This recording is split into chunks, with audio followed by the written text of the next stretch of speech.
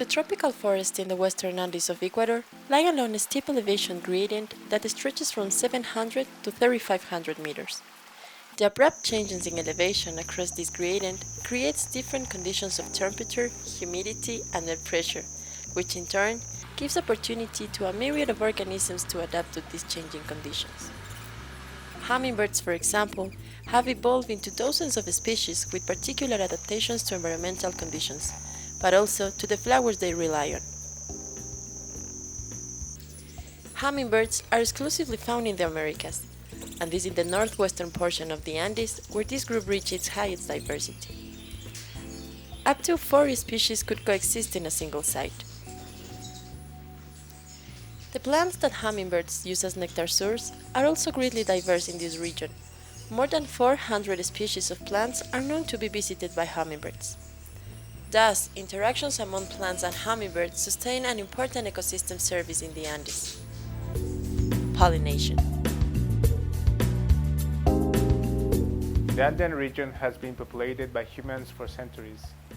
The interplay between human activity and biophysical conditions of the Andes has created a mosaic of landscapes and land use regimes, in which the remaining Andean forests play a critical role for the maintaining of biological diversity and ecological processes. Land use change from forest to pasture is a common practice in our study region. Cattle growth activity has resulted in a different landscape configuration and different levels of land use intensity. How land use change affect the diversity of plants and hummingbirds and the way they interact is the central question of our research.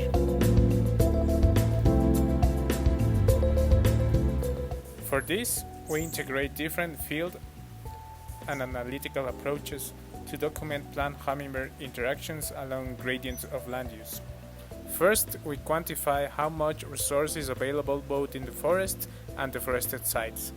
For this, we perform bi-monthly census of open flowers along 14 transects of 1.5 kilometer length. We select flowers to count on the basis of the so-called ornithophilus syndrome, which means that plants have bright colored tubular flowers.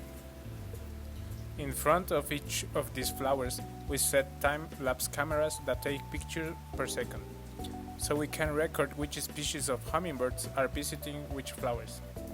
Videos obtained are analyzed with a deep learning procedure which select interaction candidate frames. Then we review those frames and retrieve the information about the interactions.